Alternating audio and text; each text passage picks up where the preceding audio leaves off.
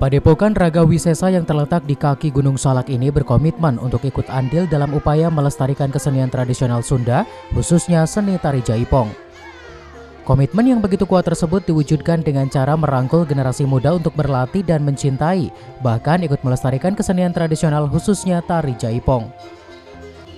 Hasilnya salah satu peserta latihan telah dapat menunjukkan kebolehannya sampai membuahkan prestasi dalam keikutsertaannya di berbagai lomba dan festival tari jaipong, baik di tingkat lokal maupun nasional. Keikutsertaannya dalam menggeluti dunia tari telah menumbuhkan kecintaannya terhadap seni warisan leluhur ini. Nama saya Devina Alius Kiansori, sekolah baru kelas 1 SMA. Lomba-lomba antar sanggar, kayak gitu. Nah, emang udah hobi dari kecil, suka menari dari kecil.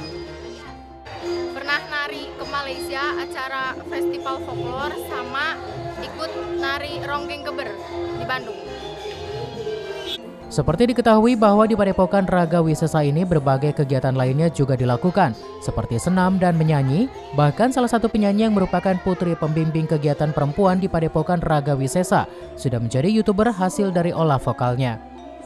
Kegiatannya untuk melestarikan kebudayaan Sunda yang sekarang kayaknya sudah terabaikan.